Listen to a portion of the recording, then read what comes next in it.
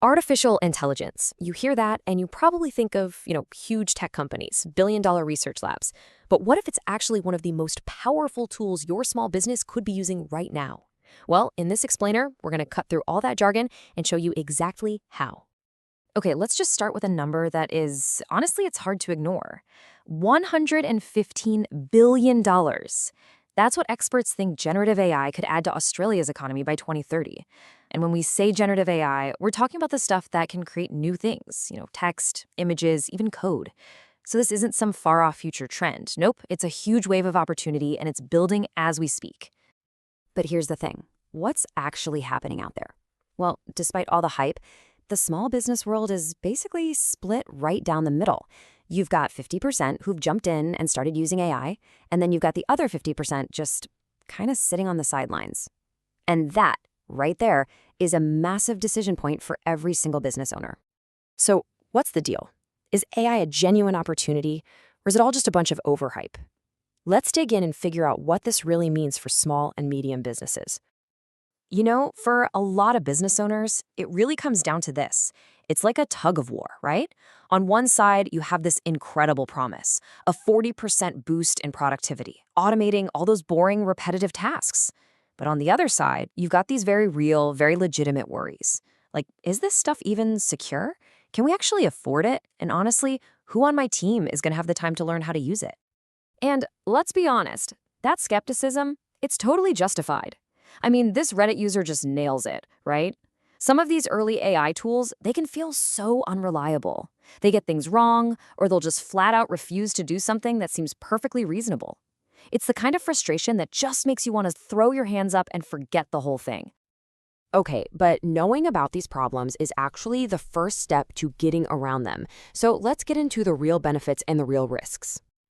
So the big question is, where do you even begin? I get it. The whole idea of implementing AI sounds so overwhelming. It sounds like you need a whole team of tech wizards and a bottomless budget.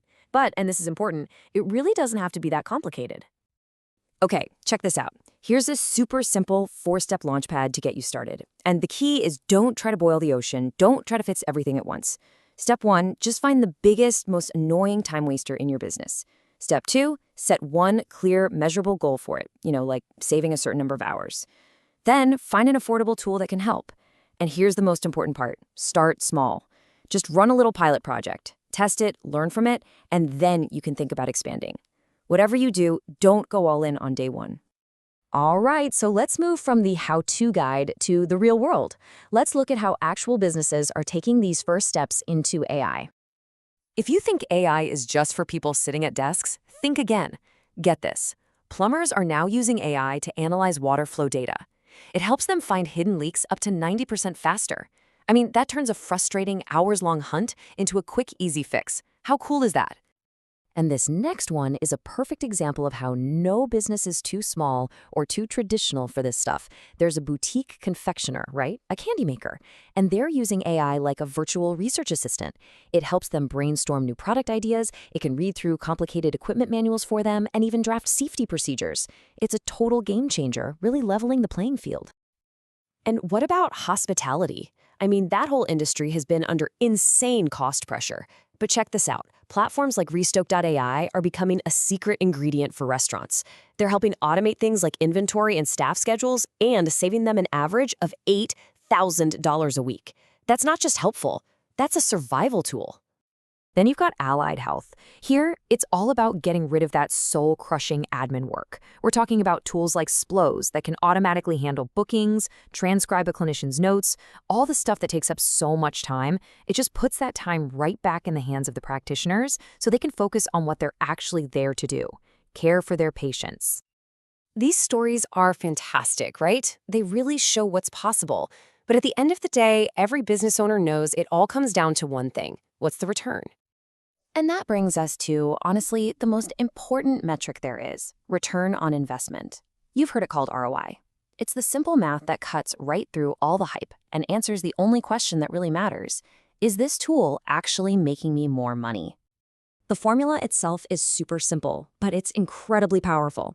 You just take the net benefits, so the money you saved or the new revenue you made, divide that by what the tool cost you, and then multiply by 100. Boom, that's your percentage. And the results you can get? They can be absolutely staggering. Take this example. One agency invested $10,000 in an AI tool for email automation. 6 months later, that tool had generated $50,000 in new business. You do the math, that's a 500% return on their investment. Incredible. Now, here's what's so interesting when you look at the costs. It kind of shatters the myth that this stuff is crazy expensive. We're not talking about these huge 5-figure investments all the time. A lot of really powerful tools are just a monthly subscription. Some start as low as 20, maybe 40 bucks a month. It's way more accessible than you might think. So the question is, how do you make sure you actually get a positive return? Well, that brings us to our final and I think most important takeaway from all this. Yeah, this quote really says it all, doesn't it? AI is an incredibly powerful tool, but it's at its best when it's just amplifying your expertise. Think of it like a co-pilot in the cockpit. It can handle a ton of stuff, it can give you data. But you, the business owner, you're still the pilot. You're the one with the instincts and the experience. AI just turbocharges what you can do. So, at the end of the day, the question you have to ask yourself isn't, is AI going to replace my business? No. The real question is, will a competitor who is using AI to get smarter and faster replace my business? The change is happening right now. The only question left is, are you ready?